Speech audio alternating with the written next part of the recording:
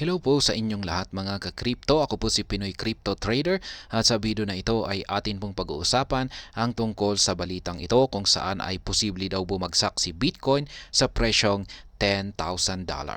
Ayon po ito sa isang Bloomberg expert kung saan ang dahilan ay ang negative liquidity nito at ang kanyang rising interest.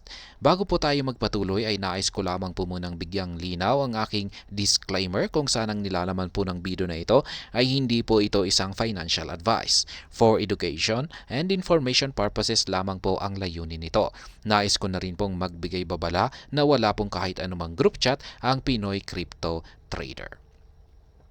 Ayan, isang kilalang Bloomberg expert ang naglabas ng kanyang pahayag na si Bitcoin ay maaring bumagsak sa presyong $10,000 bago magtapos ang taon na 2023. Siya po ay walang iba kundi si Mike McGlone kung saan ayon sa kanya ay nananatiling negative ang liquidity ni Bitcoin. Kapag negative ang liquidity ni Bitcoin, ibig pong sabihin ay mas marami ang bilang ng mga sellers kumpara sa bilang ng mga buyers. Dahil dito ay meron itong masamang epekto sa presyo ni Bitcoin. Yan, sa presyo ni Bitcoin ngayon kung saan ay posibleng magdulot ito ng malaking pagpagsak.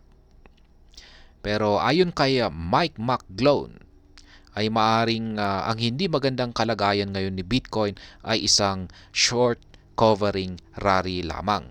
At ang napakatibay nitong resistance sa presyong 30K ang isa sa kanyang nakikitang dahilan na siyang magpapabagsak sa presyo ni Bitcoin ng 10K. Ayan, at hanggang dito na lamang po tayo sa video na ito mga ka-crypto. Sana po ay inyong nagustuhan ang aking paliwanag dito. Kung inyo po itong nagustuhan ay pakiclick lamang po ang like button nito. Para naman po sa mga bago lamang dito, kayo po ay aking inaanyayahan para mag-subscribe.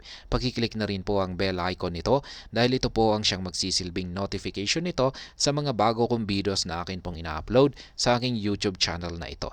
Marami pong salamat sa panonood. Ingat po tayo lagi at God bless po sa ating lahat.